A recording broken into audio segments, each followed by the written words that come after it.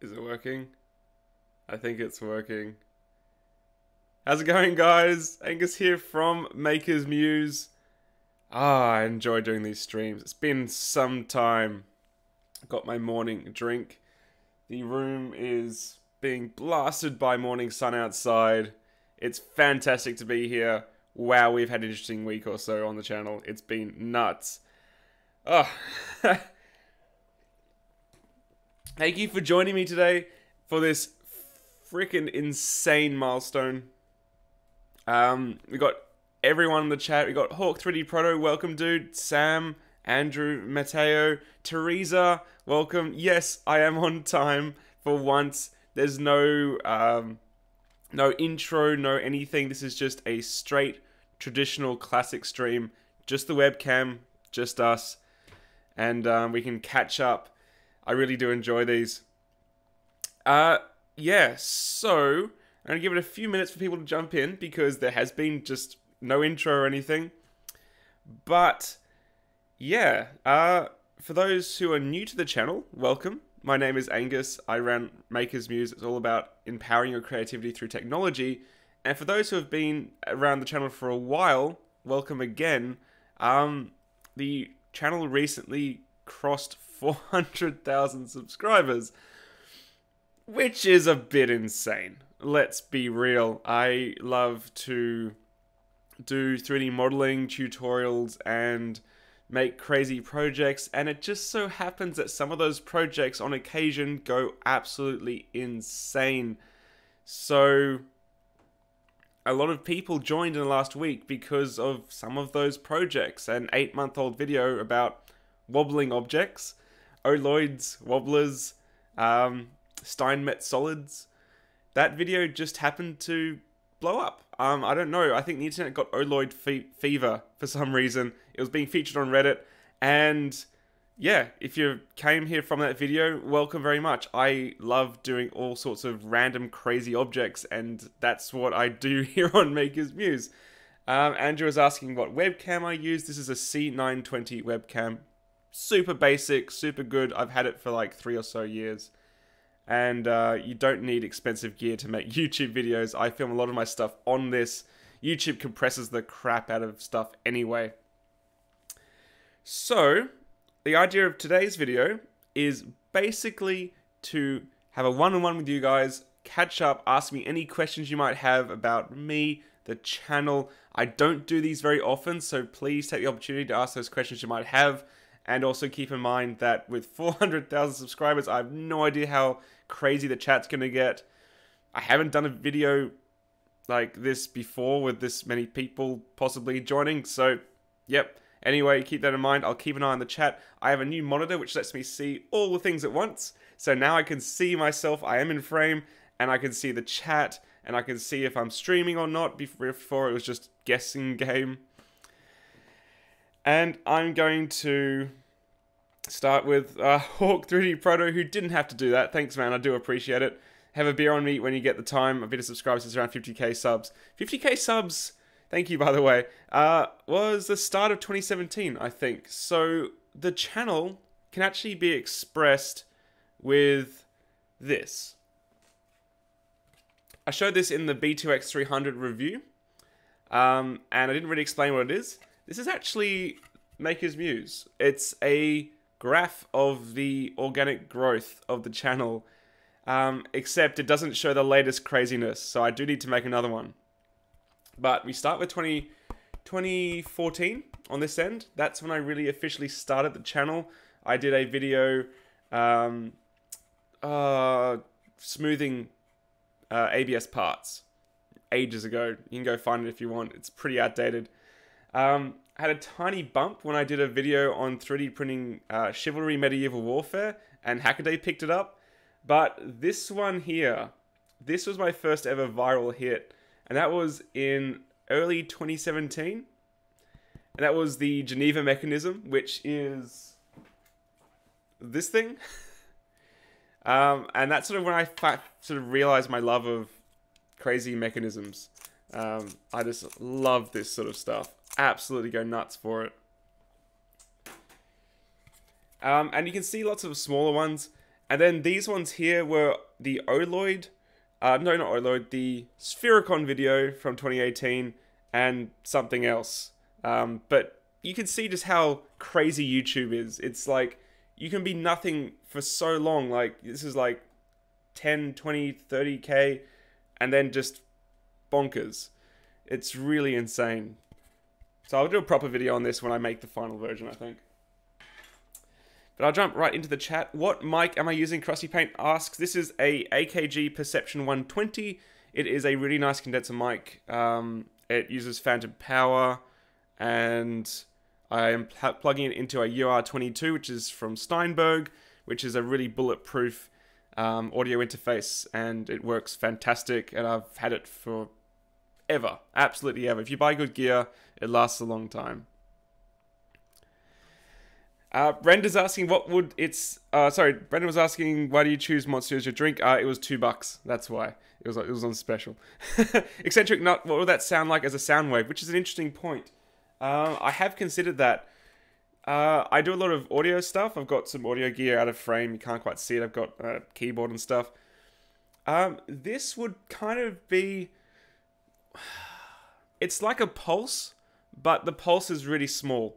So it'd be a really high-pitched pulse, almost imperceivable. I don't think it would be very nice. It might even be white noisy, actually. I don't know. I do have some software that could convert it into a wave. That's an interesting idea. Thank you, Ron, for the congrats. I appreciate it.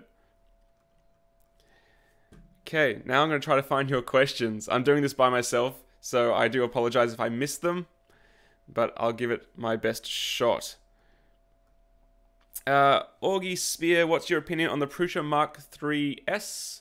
I think it's a decent machine. I still use my Prusa i3 Mark III's a lot for a lot of my printing. Mostly just PLA. I don't use them for anything else because I have better machines for ABS, as in they're enclosed and designed for ABS. And I can't really say anything bad. I did have an issue with the PEI plate on mine rusting underneath the powder-coated PEI. I posted on Twitter about it. I don't know if that's a big issue because my plates were like the first ones off the production line and Prusa held back for a long time. Possibly partly the reason why. So that's the only thing I can say. They still work. They just discolored. But yeah, I really, really do like the Mark III. So the Mark III's, can't really say anything bad about it if it's just an improvement on the Mark III. Mateo Zan RD, where do I get ideas for designs? That's a good question too.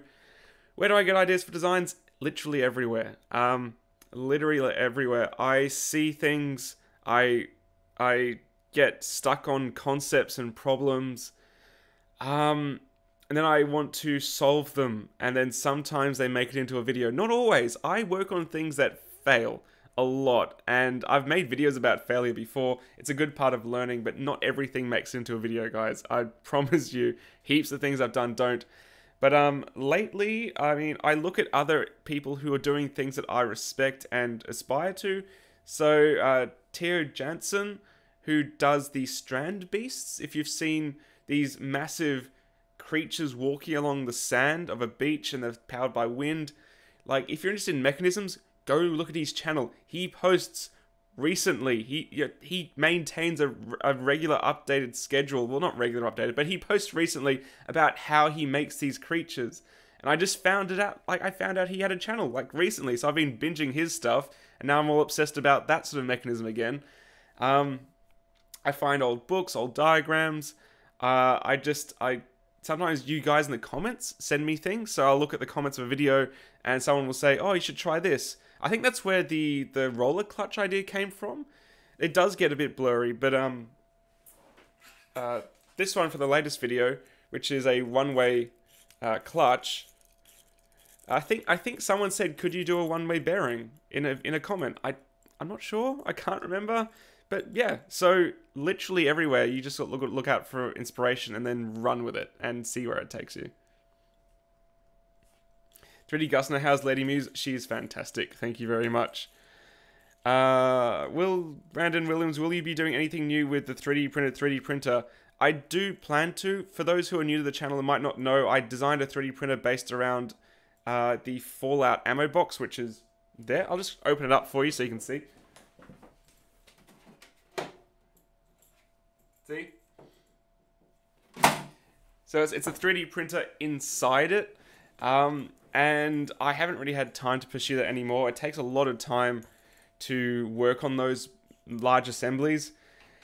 But I do kind of intend to do it. But the thing is, the world doesn't really desperately need a new FDM 3D printer. So it would really just be... I don't know. It doesn't add a lot. But it is something I want to do. Something I want to work on. Santo, what are some personal and channel objectives? That's also a good question. All these are good questions, guys. I really do appreciate it.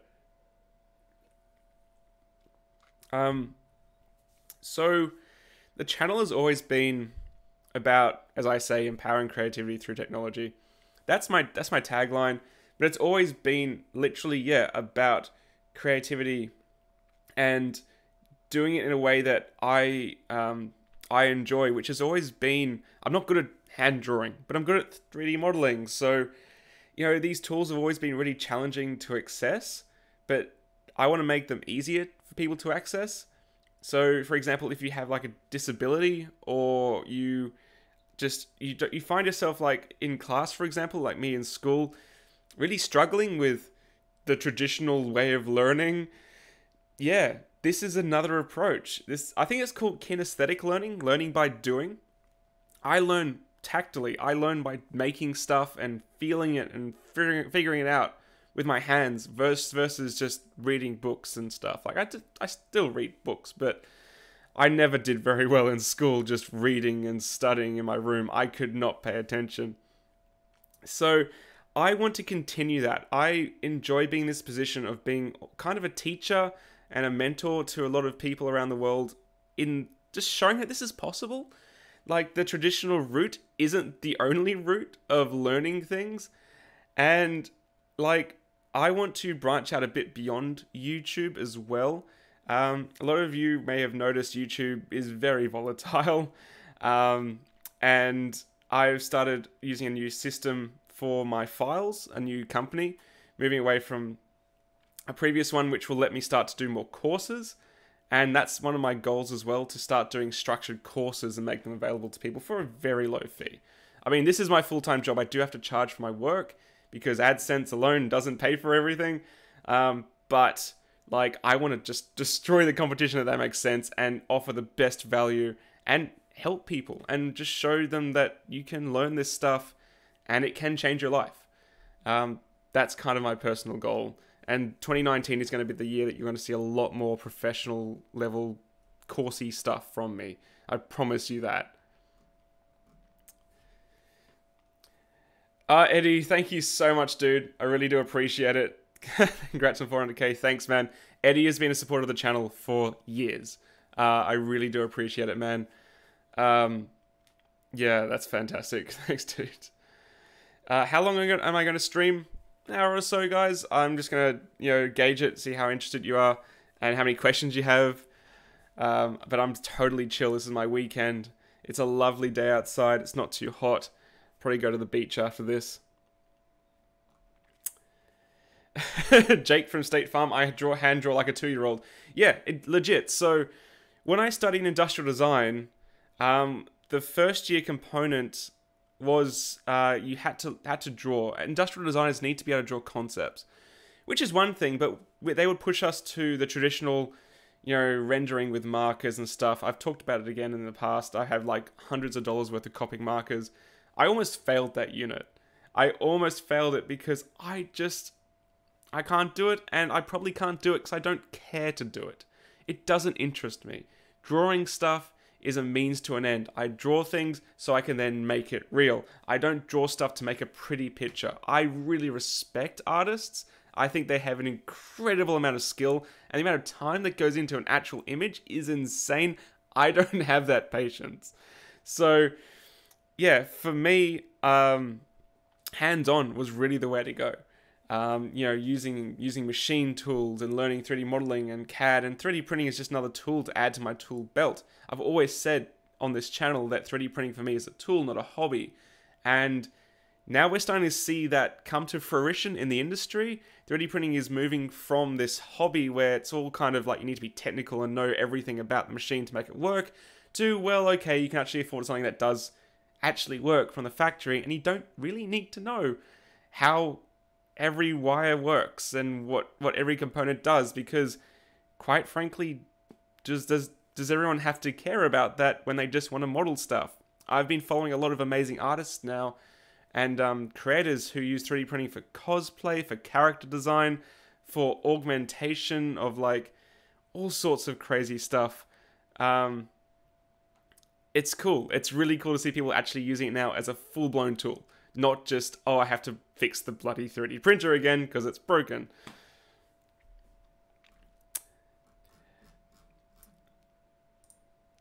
Oh, Chatman, dude. I missed you too, man. Thank you so much. We had a blast in 2017. I visited Chatman before the Bay Area Maker Fair. That was so much fun. Oh, I'd like to do that again. I really would. It's such an effort getting over to the States from Australia. But one day, really appreciate it, dude. You didn't have to do that. And we got Joel in chat. Welcome, Joel. Thank you so much. Again, massive inspiration for me. You guys do a lot of good work. Matthias Christianius, I'm so bad with names. Please, I do apologize. Do you have a resin printer, and could you try flexible resin sometime? Would be really cool. Good question. I do have resin printers. I don't run them really at the moment because resin printers, look, fantastic for detail, but they're messy. You do need a dedicated workspace, and I'm always running out of space. But the thing about flexible resins is that they're not really, at least in my experience, this is working with like higher end resins, maybe flexible resins, rubber like maybe 5 years ago. They are like, they're flexible, but they're not elastic. So they'll bend, but they don't have like the same stretchy properties that like a rubber band or a print in TPU would. And they tend to tear like, almost like felt. I think that would be the best way to describe it. So flexible resins do exist, but they're not really as good as real flexible materials with elasticity. But I probably will fire up a resin printer again in the future. I just don't do many small detail things. Again, that's not what I do. I use 3D printing for production stuff, and I don't have the skills to 3D model organic stuff like so many other amazing creators do. Jimmy Shaw's Tidbits, thanks, man. I did appreciate meeting you as well in 2017. Maybe again I'll get across to the States. Oh dear. Brett, when you get your hair cut, what do you ask your barber for? That's an awesome question. Okay, so legit, I don't know much about style and all that. I've always sort of said make it rough and like random, but I go to a really good salon now, and I was like, you know, make it a bit chaotic, and she just found this style, and we stuck with it and refined it over the last six months or so. I don't know, I'm really happy with it. It's a bit divisive, I don't care, I'm super happy with how it looks. I like it to be just a bit random because it represents me as someone who's a bit random. Am I going to do a Sydney meetup at all? Jonah's asking, not personally, I don't have time, but if someone else wants to organize a Sydney 3D printing meetup, I will definitely attend. I've said that for years. I promise you, if someone wants to organize a mini Maker Fair style event or a Midwest Rep Rap Festival style event, I will absolutely attend. I'll even promote it if it's looking to be good enough, but I will not organize it. I can't. I run this thing myself still. Even at 400,000, I still do my own edits. I still do my own accounting. I do everything. And it's maybe because I don't trust people enough to take on my baby, which is my YouTube channel. But yeah, you don't see a lot of things behind the scenes, guys, on what it takes to run a YouTube channel. I have talked about like running a 3D printing business before, but running a YouTube channel's a lot different. I might, if there's interest, I might talk about it in future. But a lot of it's just really boring. You know, working for yourself is the dream, But when yourself is a boss and your boss is a is an asshole sometimes, yeah, you can't bitch about them because they are you, if that makes sense. Anyway, sorry for the Australian discourse there. What's my favorite ice cream? I don't eat ice cream very much anymore, but I really like coconut. Coconut's one of my favorite random flavors. It has to be done right, though. Often it's done terribly.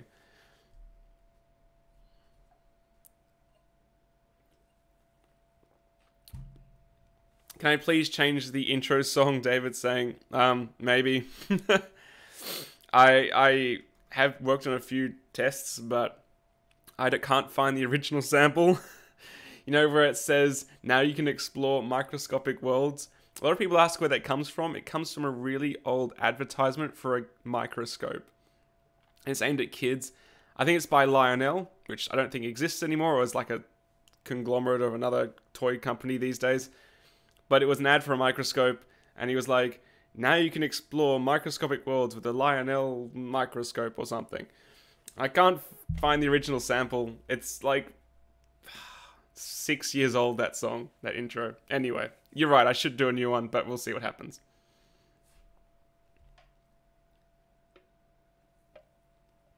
Ed the Bob, what's your favorite 3D printer you own? The one that's working at the time of me wanting to print stuff. That's literally it. Again, I want to print stuff. I don't have time to fix things. So often I'll go to the Up Mini 2 because it's Wi-Fi and it's set up for ABS. So if I want something that's quite strong and small, about yay big, will fit, I can just press the button, and then from here upstairs I will just send files. Otherwise, the Prusa Mark III will often get a lot of the PLA prints, and they probably get like 80% of the prints. The Cetuses do get a bit as well, although I'm sort of moving away from them to the Mark III just because the Cetus is a little bit smaller and does get a bit of that ghosting issue because it's cantilever. And yeah, that's probably the main two. Legit. And I've had the Mark III since the start of 2018, and I've had the Up Mini 2 since 2016. So you don't need modern printers to print good. You just buy good ones from the start and they'll last you a long time.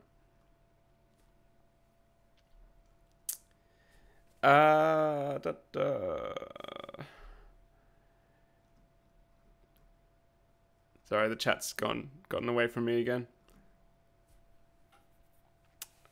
Mr. Blue is saying, could you do a tolerance comparison between resin and FDM? That's an interesting one.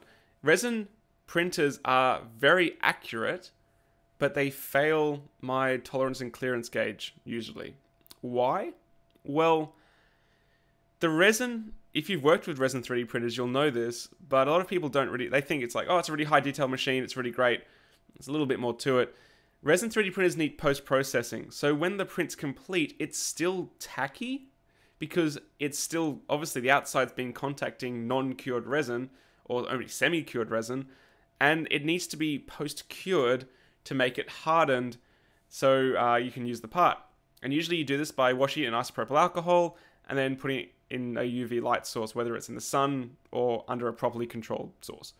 The thing is with these clearance gauges and tolerance gauges is the parts touch, and when they touch, they fuse. In fact, you can actually use UV curable resin to glue resin parts together. You just drop it on the seams and expose it to sunlight, and it cures. So it's not that these 3D printers are inaccurate, it's that they're not suitable for that sort of test, because you can't print parts in parts very easily. You can, you just need to be really skilled at the post-processing stage, otherwise they will stick together. And also the resin tends to capillary action wick into the gaps, I've found, depending on the process. So yeah, the test comparison isn't fair. It's got different variables. FDM, you can do print in place a lot easier, whereas resin, you will get a more accurate part. No question, it's just whether or not you want to do that printing in place stuff, that's where you might run into some issues. JR Captain, thanks so much, appreciate it. If someone wanted to upgrade the steppers on their 3D printer, where would they start? The question I would ask you is, why do you want to upgrade your steppers? Usually you want to upgrade your stepper drivers, not the steppers themselves. These days, stepper motors are stepper motors. There's very rarely going to come across really poor quality ones. I mean, if you've got a really crap kit, then you might want to upgrade the steppers to a known brand. But really, you want to upgrade your drivers, because that's what makes a significant difference between your print quality. So you'll get the latest TMC, is it 2130s? I'm sorry guys if I got that wrong. The latest ones from Trinamic that are like, they're not real like microstepping 256, but they're like equivalent to 256 microstepping. They're really quiet, they're really accurate, they have stall detection, all sorts of cool stuff. Upgrade your drivers first, I would say.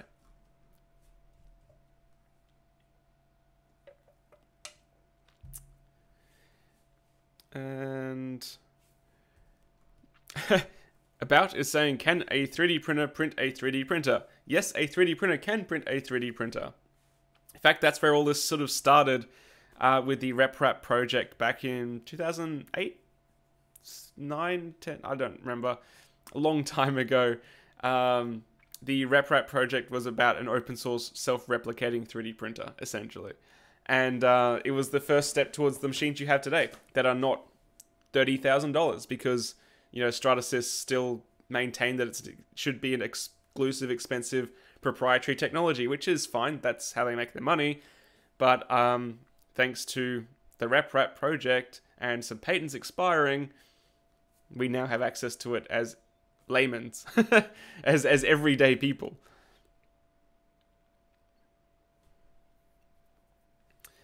Daniel's saying, you mentioned resin being messy, but I just got a Moai and haven't had that experience.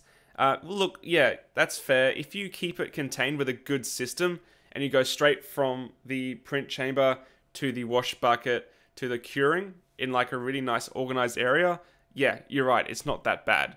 But you will still drip resin. Absolutely can still drip it. You'll still spill IPA.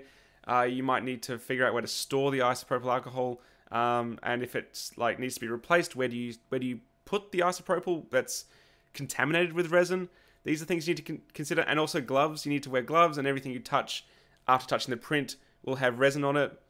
That's what I mean by messy. You can be really accurate and careful with it. And I know, like Formlabs, you just take the bed off and then it goes straight into their bath. And I think the Moai stuff is like that now. But it can be more messy than FDM. Like FDM, you can just grab the part and take it off the bed, you know? And it's good to go. It's a bit different to that. Which is why I just kind of make sure people are informed. Did I make the lights behind me? No, I did not, unfortunately. These are the Nano Leaf Auroras. Yes, the Nano Leaf Aurora. Each one's an independent triangle panel that snaps together. You can make your own, though. There is an open source Nano Leaf style light. That's really cool that you can 3D print, and someone did it. It's got NeoPixel style lights in it, which are addressable LEDs. It's really cool. You should go check it out. I think it was featured on Hackaday, I think. And the guy has a YouTube video too. Excuse me. Matthias, is resin brittle? It can be. Most of the resins that you get are brittle. They'll snap quite easily, but you can get tough resins. Like, it's like everything. You can get specialized resins that are stronger or have different properties, but the bog standard resin that everyone uses is usually pretty brittle. Yes, absolutely.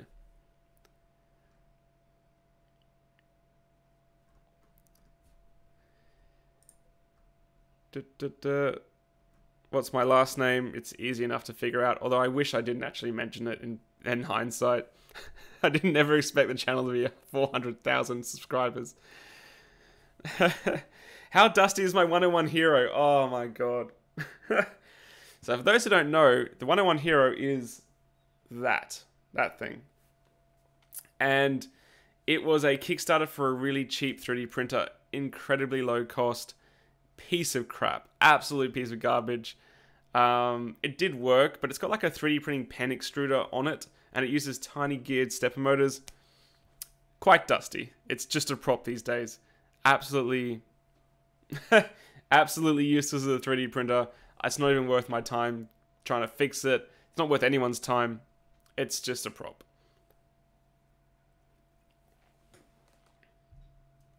Leo, on a scale of 1 to 10, how bad do typical resin 3D printers smell? It varies on a scale of 1 to 10, man. So it depends on the resin completely, and it depends on what the resin smells like as it's curing, because they do smell when they polymerize. The best experience I've had was with the Form 2. Their grey resin, can't smell it. It's nothing. The worst experience I had was with the Anycubic Photon. That resin stank, as did the original resin for the Moai. But from what I understand, the team over at Moai are working on some really good resins now that don't smell at all. So yeah, it depends on the resin. Completely depends on the resin. Spend a bit more money and get some good resin from a good company that won't smell. And yeah, you can absolutely do it. Teresa, what are you going to do for 1 million subscribers? Retire. I don't know. I can't say never. I don't think I'm going to reach 1 million on this channel because it is niche. And I don't play up to what the algorithm really rewards, which is a bit more adult orientated. But at the same time, it's quite stable, and I'd like it to grow slowly. I don't really want to trend towards 1 million too fast. The projection would be 2022. That's what Social Blade says, which is not too far off. I just don't know what's going to be happening in 2022. I don't think YouTube's even going to be the same in 2022. So yeah, I don't know. That's an interesting question. I personally don't look at subscriber count as a goal anymore. It's really tempting to, and look, I do use it as a goal as such for these sort of videos and chatting with you guys. But if you're just looking at YouTube to get into it, subscribers don't make you any money, and it's all about the community and the views and the business around the channel that actually makes it sustainable. Which is why I saw someone talking about Thingiverse before. I won't upload my models onto Thingiverse because I lose control of them. What I do instead is I upload onto a platform that I pay for, and some of those models are free, like my Easter egg test. Like, you could have paid if you wanted to donate, but it's free. Whereas some of them are paid because I put a lot of effort into them, and they're like $2 to $4 to $5, whatever, it varies.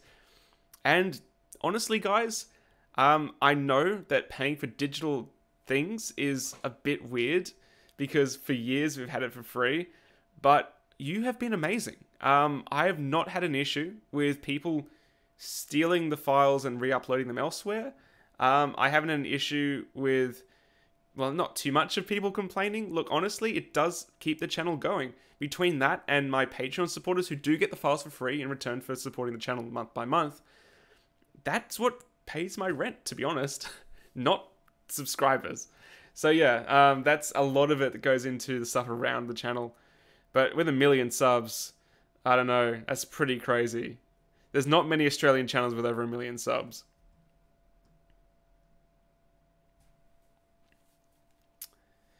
Brett Morris, thanks so much for the $3. New printer using light and a rotating tube of goo. I did see that. If you guys haven't seen it, it was trending everywhere. I don't know how you would have missed it. They had like a test tube rotating with it was a very low, very high viscosity, resiny thing, almost like jelly. And they shone a projector into it, and as it rotated, it polymerized into the 3D object instantly. Well, it slowly turned into it. I don't know how that process is going to progress, because it looked to me that it's very size dependent. Any larger, and the light penetration and stuff was going to change. But it's very cool to see. I do like seeing new 3D printing technologies.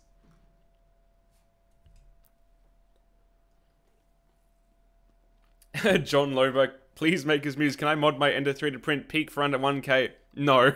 No, you can't. No bloody way. I'm sorry. Yeah, the only machine that I know can print peak properly is the one that Vision Miner sells, that Joel's been talking to. I'm sure Joel can fill in the chat. And the thing about printing peak is when it's complete, you have to take it instantly from the printer into an oven to slowly heat it to a certain temperature and like remove stresses so it doesn't warp. Crazy material. No, you can't. I'm sorry.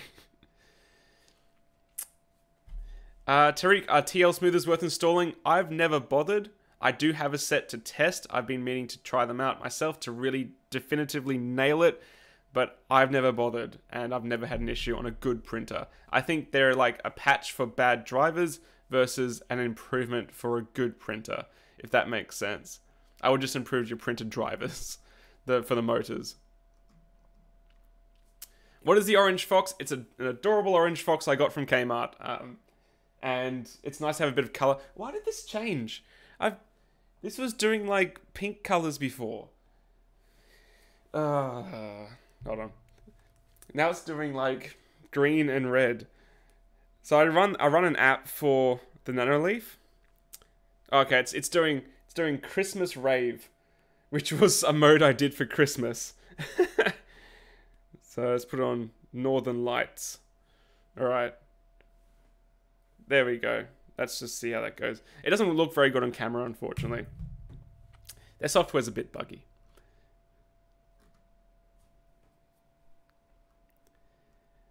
Sam is asking, am I still using my Cocoon Create?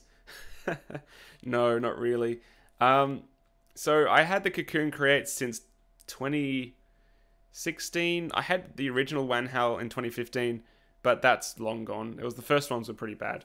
But yeah, it's still there downstairs, ready to go if I want to print flexi stuff. But the modern printers I've got now, like the CraftBot 3 and that, they can do flexibles okay as well. So yeah, it's kind of had its day. It needs a lot of things fixed. It needs a lot of things replaced. Yeah, I think I've ruined that machine now. I've really done it down, run it into the dust. But I'll keep it around. Maybe one day I'll revive it, like I revived my original Up Mini, which I really enjoyed doing. I know that video is a bit like long-winded about the Up Mini in 2019, but I really did enjoy fixing that machine. It brought back a lot of memories. Yeah, Gummetry, Northern Lights in Australia. It's the best we can get. Come on, I can't get real Northern Lights. Where did I get the light? JB Hi-Fi. That's where it came from. 3D Panda, walls versus infill for strength. Walls, definitely. I did a video a long time ago, which was sponsored by Simplify 3D, so it uses their software. But essentially, the takeaway was if you have thicker walls, it's much more beneficial than more infill. The thicker skin, it's like having a tube versus a cylinder of material. A tube will be almost as strong as the cylinder because it's got that thick outside perimeter, that wall. So if you can improve your wall thickness, like maybe do 6 perimeters or something, you're going to get a much stronger part, than 2 perimeters and a high infill, which is my main complaint on the recent Cetus review, because the latest Up Studio software for the Cetus and Up printers only lets you do 2 perimeters, which means your parts aren't going to be as strong as if you could do a thicker wall, thicker skin. And they haven't fixed it. So I might have to be a bit more hard ass on them about that, because that annoys me. I don't like being limited by slicing software. Tack Wayne, is there a way to print ABS on a dedicated PLA printer? Yes, but it means modifying it to the point where you might as well buy a dedicated ABS printer. You need a hot heated bed, you need a hot end that can handle the 230, 240, whatever degrees for the ABS, and you need to properly enclose it to make sure that it doesn't warp and the ambient temperature stays high.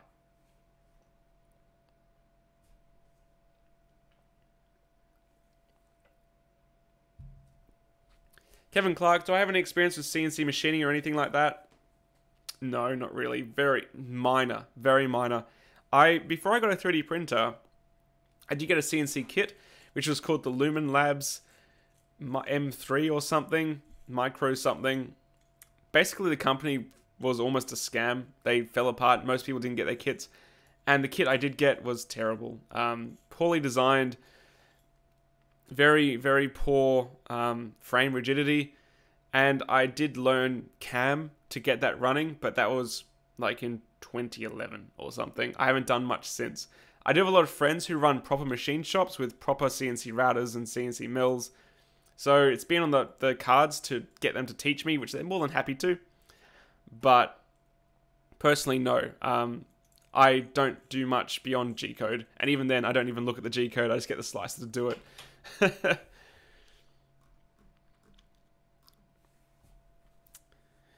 I need a little bit of water. Energy drinks on their own are not very quenching. Colin Watter's are metal filaments very brittle? Yes. Generally, they are. If you add particles to filament, it doesn't make it stronger. It actually makes it more brittle.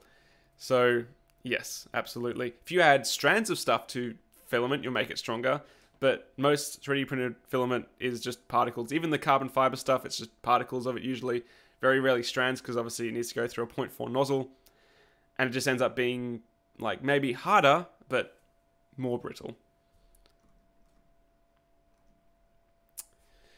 Runtha, what 3D printer would I recommend for around $250? Go back, look at my Ender 3, my XVico Pioneer, my Tronxy XY2 videos. Those are the most recent ones around those price points. And one of those will probably do you.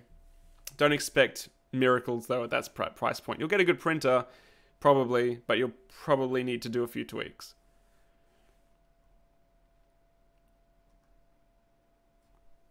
Looks like lights have gone back to Christmas rave. They totally have, hey. What? Great. Whatever. I'll just leave it like that. I have no idea what's going on. Maybe it's connected to something else. Maybe someone you hacked it. I don't think anyone hacked it.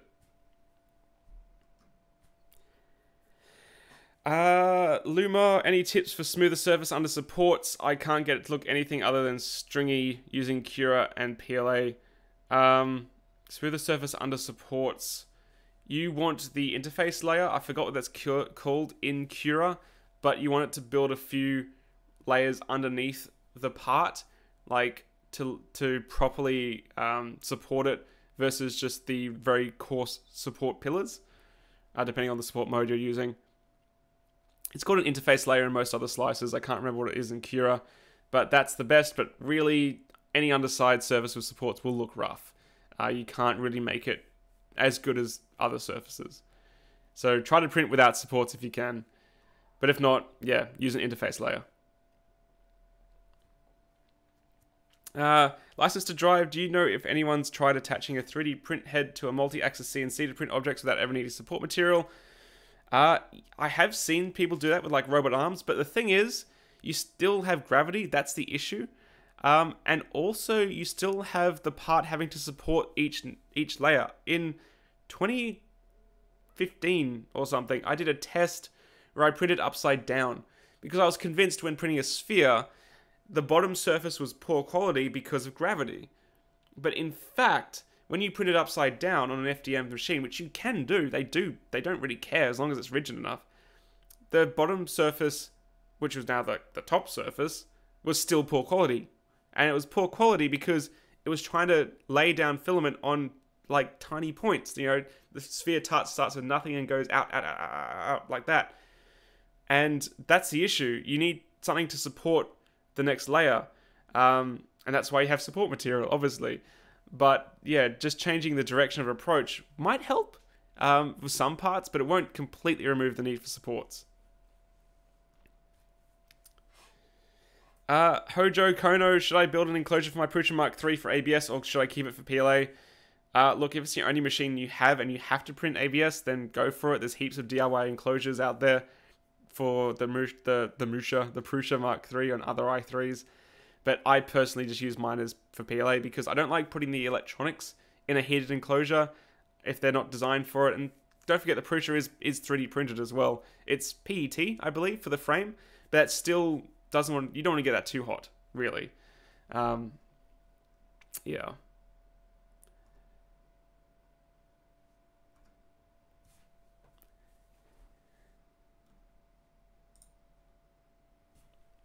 Nathan, thanks, man.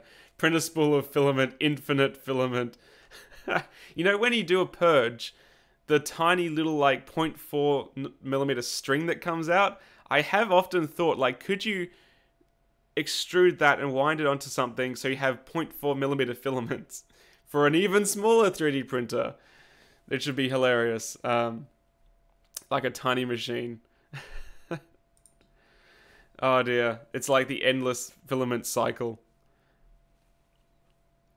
Thanks, Jim. I do appreciate it. 6K subs was a really long time ago. Yeah, wow.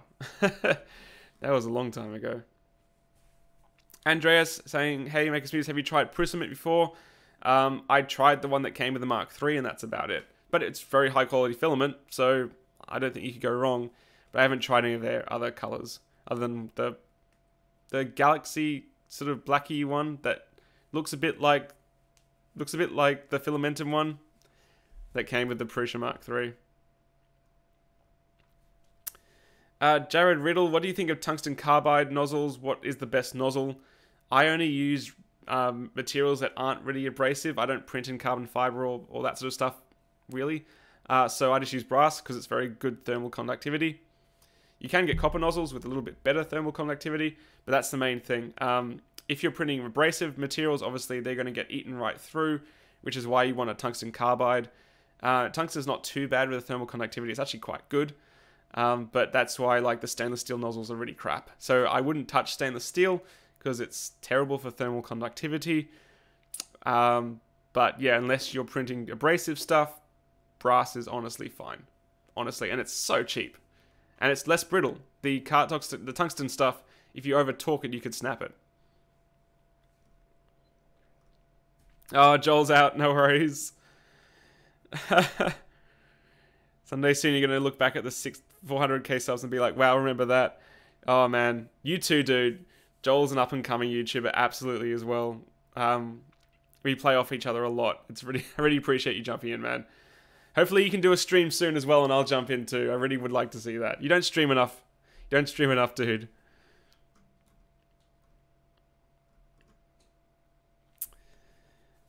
Joseph's saying you already went up 200 subs during this chat. Yeah, I don't know what's going on, guys. Maybe people just like what I do. I don't know. I've always been pretty frank and honest with the stuff I like to do, and I've always portrayed that in my videos. I don't make fake videos. You know, I don't make videos on stuff that I think will be trending. I make videos on stuff that I enjoy, and just sometimes it happens to trend.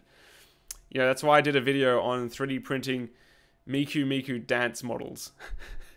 Because I enjoy it. I don't do it because I think it's going to go viral. That video has like 15,000 views. I don't care. I wanted to share it with people, and some people found it useful. That's why I do this stuff. Minnesota Maker, thanks so much. Appreciate it. Congrats on 400k. Thanks for the great content. Thank you very much for the support. I do really appreciate it. And John Loba, thank you so much as well. I really appreciate it, man. And Timothy's loot chest. Under extrusion sucks. It does suck. Under extrusion is such a pain to diagnose sometimes. If you have like a Bowden style machine, like where is it coming from? Is it coming from the Bowden? Is it coming from the extruder? Is it coming from the hot end? And if it's random as well, worst thing to diagnose.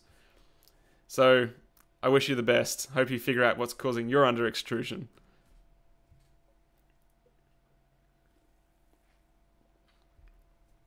Andreas, I know you live on the other side of the world, but have you thought about joining forces with other 3D printing YouTubers on a big joint collab?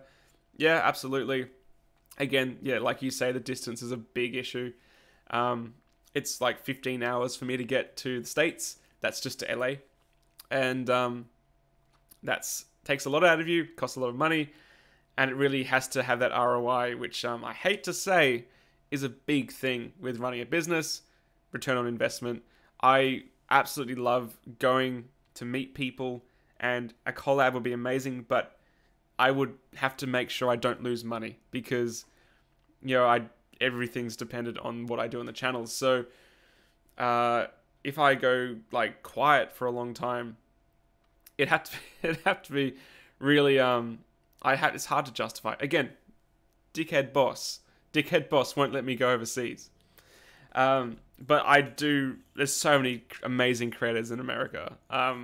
In the LA area, like, well, you guys all seem to congregate there. I don't know why. Like, Michael Reeves moved from Hawaii to move in with William Osman, and they've got like this crazy house arrangement going on where they're working on crazy projects. Absolutely nuts. I'd love to catch up with those guys. Yeah, one day. I'm not going to move countries, but I do wish I could afford to travel a little bit. I wish the travel was a little bit easier to come by, if that makes any sense. It's a bit difficult justifying a few $1,000 to get on a plane.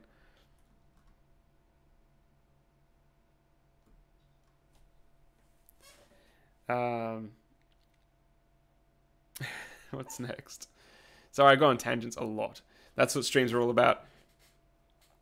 Chinaman, I do 3D printing time lapses on my channel, but can't grow. Any tips? Again, being very blunt, time lapses have kind of had their day.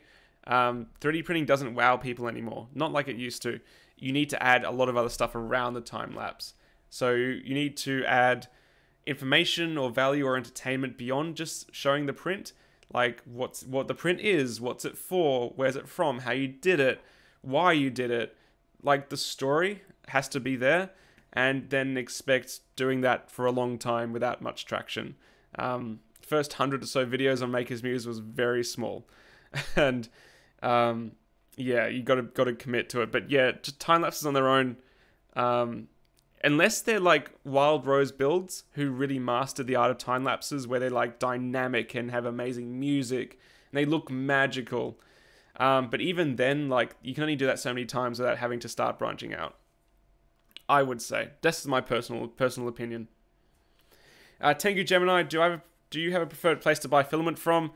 It depends where you are in the world. Absolutely depends where you are. There's so many different brands, and it's all about shipping. Those 1 kilo rolls, shipping adds up.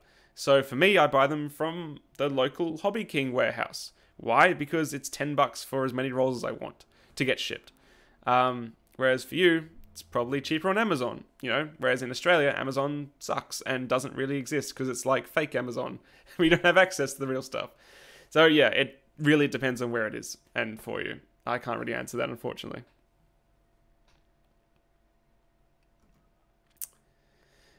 Jared saying move to Tassie, weather's way better. I do love Tassie. I do really like it. I went to Bruny Island for a while, for a holiday once. It was fantastic. I do like that sort of weather.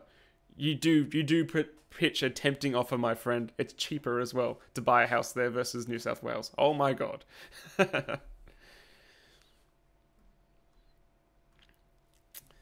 Neon Blow, any tips for printing supports in PETG? The struggle is real. Oh man, it is. For those who don't know, PETG is a really tough material, but it's very stringy, and it's also kind of brittle as well. Like when it fails violently and like shatters. So yeah, I would say for PETG, try to avoid supports or print with a interface layer that's well tuned. And it's had enough time to even out. Because if it starts melting into itself, it's going to be completely welded. But I've had good supports with rafts on PETG, but not so much supports. I would say it is a challenging material. Yeah. It's getting that separation distance you need a bigger separation distance than you would with PLA. Definitely.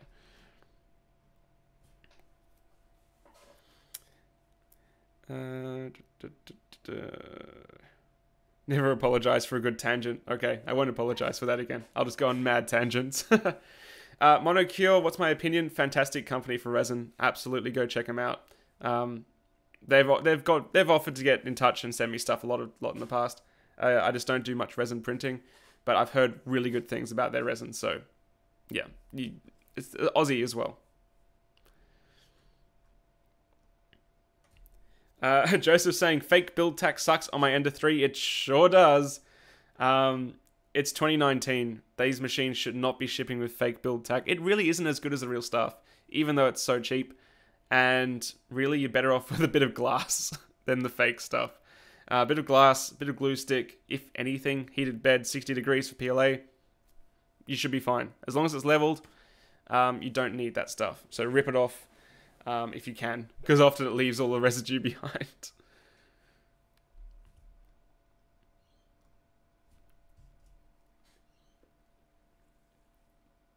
American Killjoy, great name. Thanks so much for the kind words. I really appreciate it.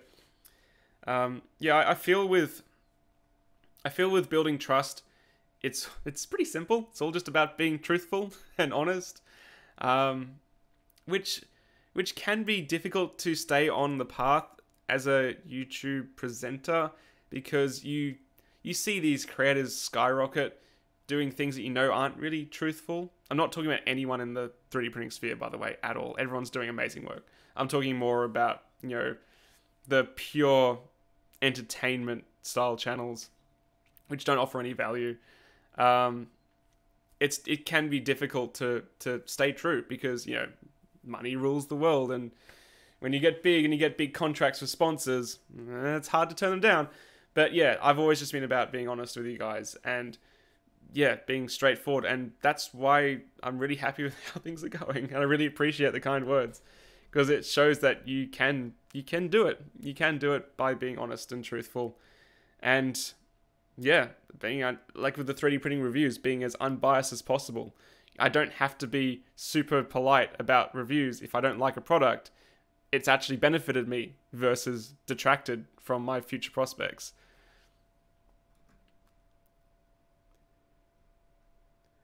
David, what do I think of the CRX? I think they improved it. I think my experience was terrible, but they did send me a pre-production unit, and I think they've improved it since then, but I don't know. You'd have to talk to someone who actually got an improved version. Matthias, am I still using Ender 3 Pro? I'm still using Ender 3. The Pro hasn't been used since the review because I don't need to. I've got better machines for PLA. But the Ender 3, I fitted a direct drive extruder mod to it, and I'll probably talk about that in the future. It's pretty neat. But I haven't, again, I use the Prusa Mark III for my PLA prints because it's just more accurate. It's a more expensive machine. It's what you'd expect. Ken Hilton, what's the best printer for easy nylon printing? That's a good question. Nylon's a nasty material to print with. The issue with nylon is it absorbs moisture from the air. It's hygroscopic. So if you leave it out in a room 24 hours later or even less, it will have absorbed moisture. So when you print it, obviously that moisture boils away and it bubbles and spits and pops and the print quality goes down the toilet. So the issue with nylon is you need a container that is full of desiccant and kept at a fairly warm temperature to keep it dry. Next stage is the printer. Nylon warps. It warps worse than ABS in my experience, and it doesn't stick to anything very well. It doesn't even stick to print beds very well. So what I've found is best is a mechanical system of keeping it in place, which is where the up printers are interesting because they have a perforated platform. So what the first layer will do is stick little, it's got holes in it, and the first layer will go into those holes and mechanically register to that print surface and hold it down. The issue with nylon though is support material and rafts and such weld to it. You can't remove it. It's like, we're talking about PETG being difficult. Nylon is next level. You need to cut it away. So the issue with this technique is the first layer has little points on it, which you need to just trim off with like a Stanley knife or something. But that's what I've had good success with, is like a mechanical registration surface. I've even sanded build tack before. Really weird, but like I got a rough piece of sandpaper, like really, really rough grit. And I just did some uniform scratches, and it registered into the scratches. That was like years ago though. But yeah, easy and nylon printing in my experience doesn't go well together. Other people might have other opinions, but here's the thing, and this is really poking the bee's nest. A lot of the nylon filaments now on the market aren't nylon. They're blends to make it easier to print, which means you can print them easier, obviously. They'll be less hygroscopic, or they will register to easier to use print surfaces, just like glass and some glue, for example. But they might not have the same properties as the nylon you're looking for. Again, very, very limited experience with nylons beyond that. But that's my 2 cents on the matter.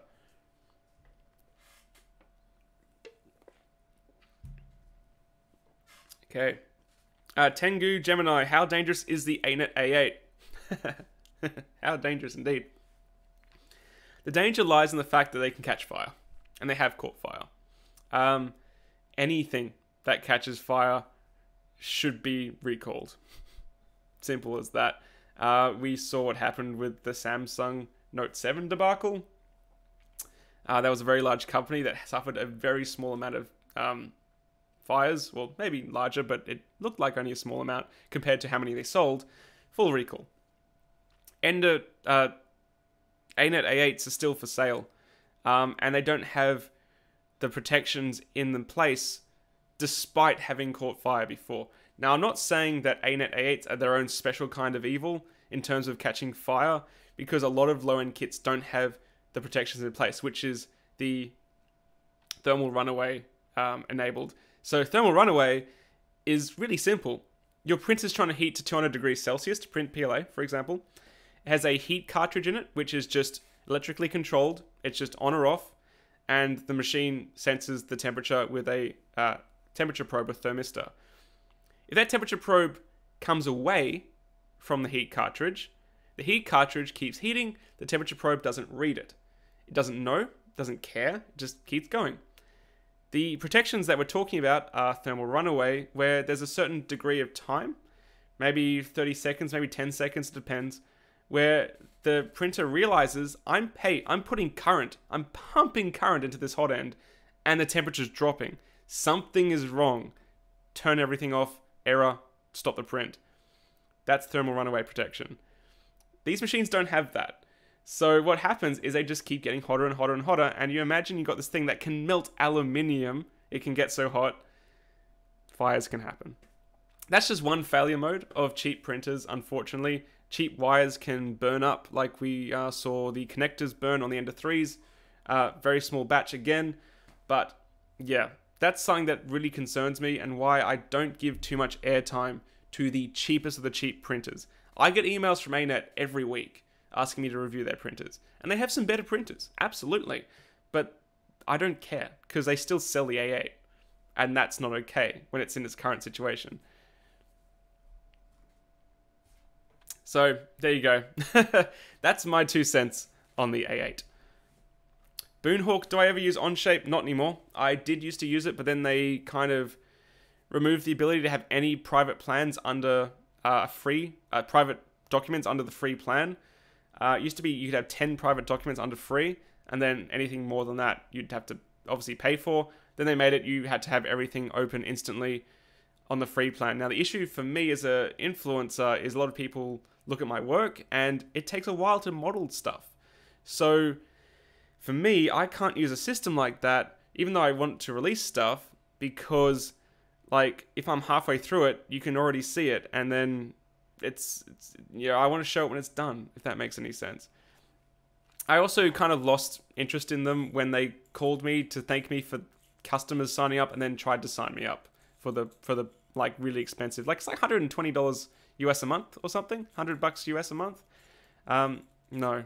Look, Fusion 360 has its problems, absolutely. I have lots of issues with it, but at least it's free for hobbyists, for the moment anyway. Unfortunately, it's all cloud, so who knows what the future holds.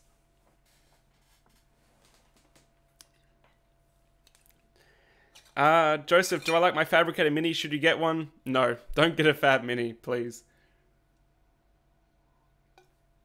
Their time has come and gone. It's a pretty little machine, that one. The Fab Mini 2, Chuck Hellebuck checked it out. He didn't really like it. I wouldn't go for them. There's a lot of other machines these days that are better. Smallest 3D printer, yeah, that's the Fab Mini, probably. I think it has a print volume of 80 by 80 by 80 millimeters. Absolutely tiny.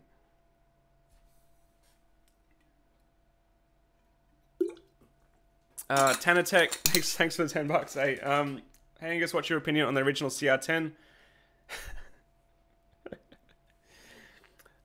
Sorry for laughing. I've been asked this question thousands of times. Look, they're really good for the price. The community around them is massive. You generally have to do some improvements to them to make them print as good as they can. My biggest issue with all of these large i3 style printers, and no one really talks about this, is if you're genuinely printing massive stuff, no one takes the inertia into account. The bed's moving back and forth and you've got thin aluminium rails.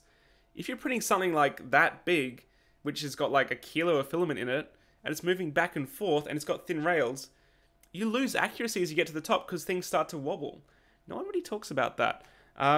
That's why large industrial printers have a fully supported box, like a full frame. They're not just like this two uprights. But yeah, it's still a really good machine. Many people have started businesses around CR10s and been very successful.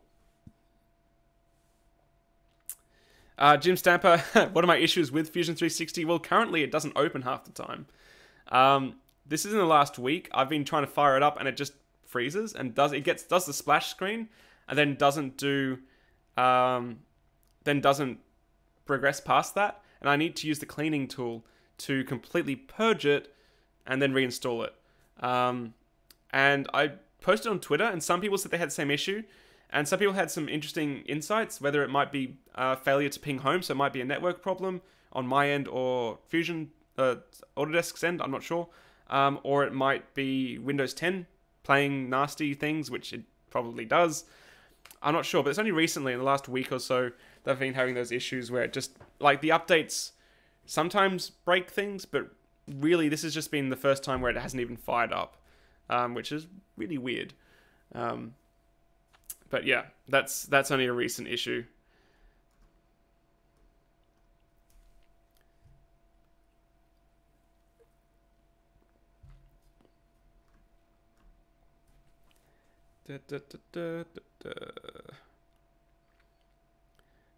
Timothy Monk, what's the largest print you've done that's failed near the end?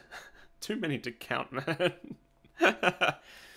I've done like a full bed on the Prusa Mark III that skipped a step. Back when they had their early firmware. I've had a print fall down on the Raise N2 Plus, which is like massive. So many.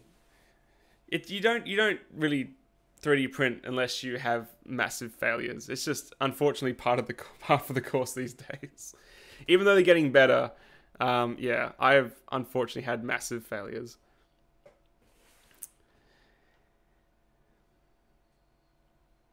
3D Guzno, if I had to choose between an infinite belt printer or a really high printer, which one would it take? Long versus high prints, which makes more sense? Definitely long prints, man. With FDM, at least, the layers are the weakest point, so making something really high doesn't make any sense to me because mechanically it's going to be really weak. Whereas really long, you can make really long brackets and parts that are going to be strong across their axes. Although the belt printers don't work like that exactly. They have the 45-degree weird angle printing, so it's like kind of, you lose out on that benefit. So neither really appeals to me, if I'm going to be honest. Just a large print bed without much Z would be ideal for me, like 400, 150 or something. I'd go nuts for that.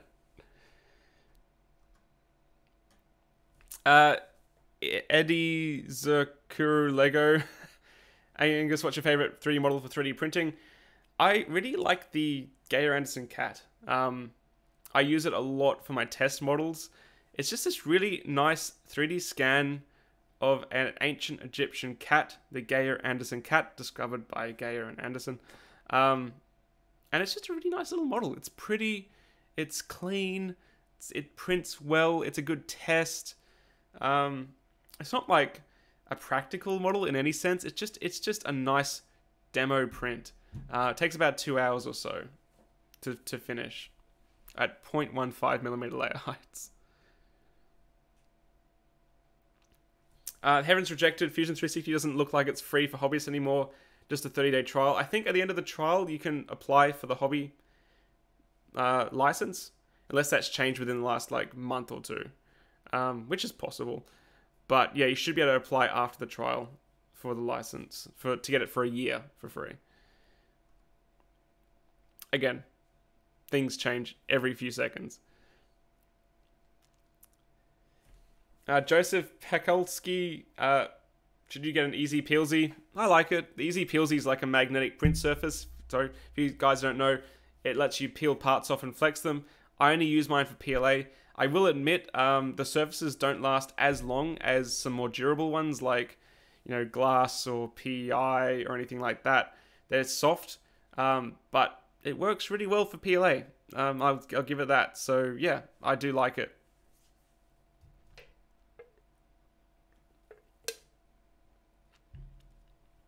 Okay.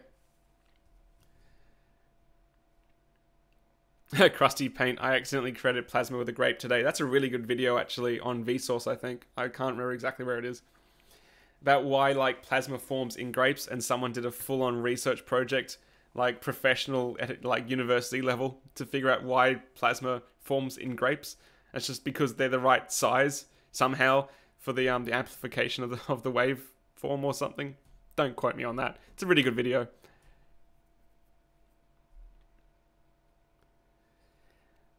What's my opinion on incorporating fibers like the Markforged printer? Really cool, but the way the Markforged does it is different to what anyone else can do on an FDM 3D printer. The Markforged has two nozzles, the standard printing nozzle, and it has this reel of filament kind of material, which is a continuous strand of like, it's either fiberglass, Kevlar, or carbon fiber, with a bit of nylon around it. I think it's nylon. And it's got like, it will print, and then it will extrude some of that, and then lay it in, so it inlays the continuous strand, and then cuts it. So it's got this really clever mechanism, which is probably very much protected. But it's really neat. I would go nuts for a Markforged printer. If Markforged are watching this stream or care about my videos in any way, shape, or form, I will absolutely use your printer for combat robot parts and all sorts of remote control stuff. But I want it. Like, I want to keep it. When I do reviews and it's a loaner unit, you never have enough time to really test things properly. Jason Lee, do I recommend the Cetus Mark III? Yeah, I just did the video on it, which you can go check out. Between the Cetus Mark III and Cetus Mark II, both printed very similar. The Mark III just has the switches back in. But again, I will talk about how the slicer up studio, it really needs the ability to add extra walls in instead of just being two. That really detracts from the ability of the prints being used in structural applications.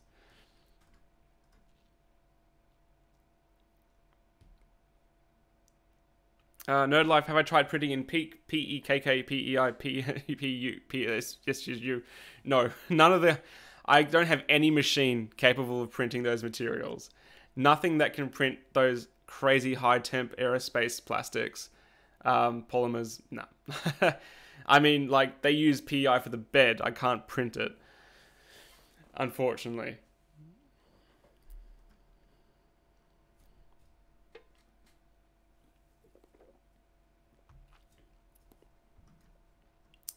Rightio. I think I'm going to answer a couple more questions, guys, and finish up. This has been really fun. I really do appreciate you guys jumping in. It's a nice, manageable chat. I can actually answer your questions, which is fantastic. It's very rare that I get to do this. Leonard Yelek, what's your smallest print?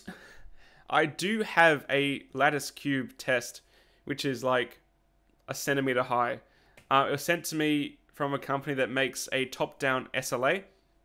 So top-down SLA is where there's the laser on the top and the vat, and the print drops down into the vat. It's like the most traditional form of SLA, 3D printing with a laser, and it polymerizes the liquid into a solid. So there's very few forces on the part. And the lattice cube is literally like that big. It's tiny. I'm not sure where it is. It's so small. It's amazing. Robert Garris, have I ever tried designing my own 3D printer? Yes. Again, that Fallout box there has a 3D printer inside it. You can go check out my Fallout-inspired 3D printer build. I built a whole 3D printer in it. And it works. It's tiny, but it works. I just wanted to do it. It's a great experience. Felix Stone Herbert, can I play the keyboard? Yes, I can. I was trained originally traditionally with piano, and then I sort of lost interest in that, and I do a lot of improvisation, and then I got into electronic music. So I can improv, I can't read music, but yes, I can play fairly competently on the keyboard. Which I will show one day. You can't play and stream. I did test it. The sound doesn't come out because Cubase takes control of the sound card, and it doesn't allow it into the streaming software, if that makes sense. I don't know. If anyone's interested, one day I'll figure it out. Do I miss working in ID, industrial design? Kind of. So, alright. To fill people in who might not be familiar, I was traditionally trained in industrial design, 4 years at university. And my first job was at a company that kind of... Well, first one was laser cutting, but they never really paid me anything. Paid me very little. So laser cutting, you learn how to do a lot of stuff with 2D work. But that was more artistic, like it's sort of you're putting stuff and etching it, like etching designs onto work. But then after that, I worked with a 3D printing company for a while, being the in-house designer. And yeah, I was the in-house industrial designer. And the cool thing about industrial design is people come to you with briefs and ideas, and you have to make them real. Like, you have to think outside of the box to make this thing real, pitch concepts, that sort of thing. But I'm not gonna lie, I do not miss working with, like, clients. Some are amazing people. Some are so... They know exactly what they want, or they're really casual and friendly. It's great to catch up with them. You know, they'll come in and give you a coffee after, you know, with their new concepts and show them. Some people are just awful. They don't know what they want, but they know it's not what you've designed, and they know it's none of your designs and none of your briefs, and it's too expensive, and it's not done enough, not done quick enough, and oh my god, I can't believe this, and like, I want a refund, and just nightmarish. Because I wasn't in control of who was becoming a client. I was the lackey. So I don't miss that at all. But I do kind of miss the randomness of the concepts, like everything from like a visor that goes on your hat to like a medical implement to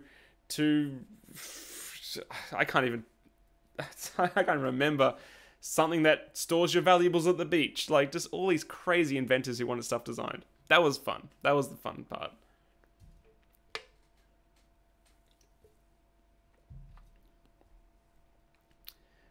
Crusty Paint, how often will I do videos in 2019? Hugely variable, man. I'll do videos as quickly as I can. I'm trying to do more quality over quantity. I have 2 reviews left. I have the Craftbot 3, which is going to be a very positive review because it's a very expensive machine. And it works really well. And then I have the Cubio, which is a small laser engraver. And that's it. Everything else from that point onwards is going to be project and tutorial based for at least 6 months.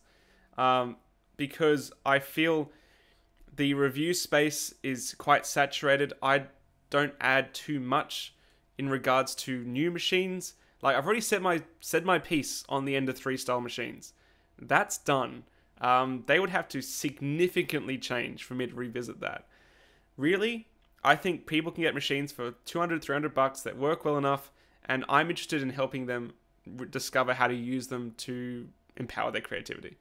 And that's what I'm going to be doing. More videos, tutorials in that regard, less reviews, and I'm aiming for at least once a week. At least. But again, things come up. I've been traveling lots. Stuff happens. At least that's one benefit of YouTube. You know, all the videos can still help people. I don't have to exactly be on time with releases. Sometimes I'll do 2, like, one after another in, like, 2 days. Like, it's just whenever I do them. I don't really subscribe to a schedule anymore.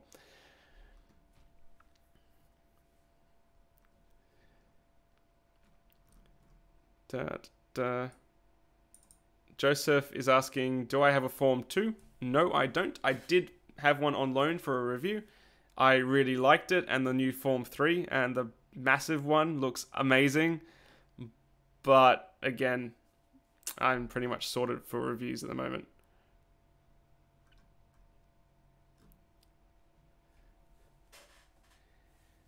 A couple more questions. Sammy T, have I made a video on flexible filaments in Bowden? You kind of can't that easily. I mean, you can, but so I've done a video on flexibles, absolutely, and a lot of the stuff in that video will be transferable. But Bowden is its own form of torture when it comes to flexibles because it's like pushing a wet noodle through a tube. Like, how are you going to do that? So the main thing with Bowden and flexibles, turn your print speeds way down. Like, I'm talking 10 millimeters a second, like print speed. And see how you go, because you need to slow it down to the point where it can just sort of work its way down the tube. It's pretty torturous.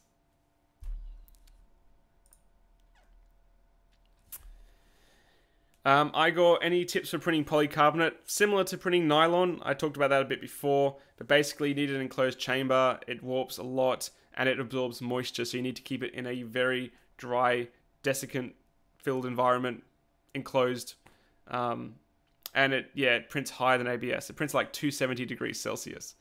And be careful of the fumes. Polycarb can make kind of nasty fumes. And on that note, guys, don't print with POM, polyoxymethylene, otherwise known as polyformaldehyde, acetal. It comes in filament. I don't recommend printing it because, well, formaldehyde. I did get sent a roll once, and it was so accurate I had to clear the room. I never printed with it since. It's an amazing industrial plastic for engineering applications. It's just toxic. Keep that in mind.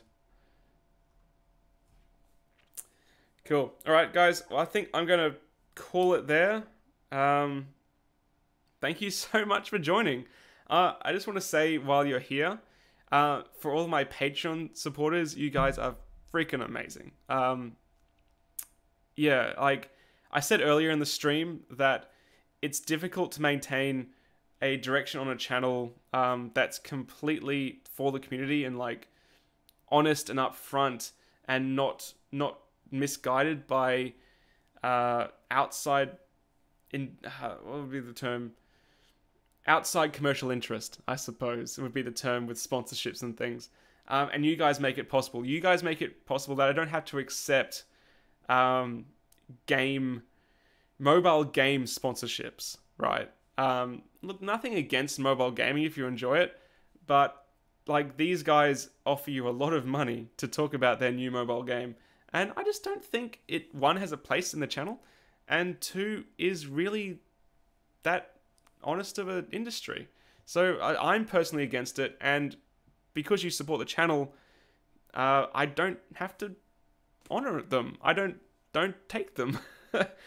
And I really do appreciate it. Same goes for if you buy my files. Same goes for all of that, because it really does keep this going. And I'm super thankful for it. And if you've just joined the channel or you've been here since 2015, thank you. I really mean that. I really do. So it's well, let's have a look, shall we? It might get a bit bright. It's a lovely day.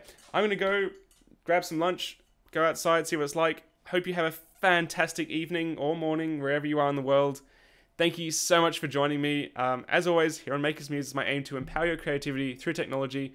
Just before I go, if I do any random streams in future, I do have a link in the description to Maker's Muse Live.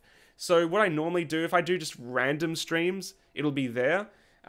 Because like this is a milestone, I do it on the main channel. But Maker's Muse Live as well, just do like printer builds, which I won't be doing much now, but like just random things. So if you're interested in just random streams, go subscribe to that so you get notifications. And one final plug, I do have the shirt now, which is this one. A lot of you guys have already ordered it. It's my Maker's Muse G-Code shirt. I haven't had merch for a long time. And I mostly made it for myself, but if you want one, there's a link in the description. No pressure at all. I made sure it's the good quality shirts. They're nice and tight fitting. Really like that. And yeah, have a fantastic day, guys. Really appreciate it. And I'll see you very shortly here on Maker's Muse. Catch you later. Bye.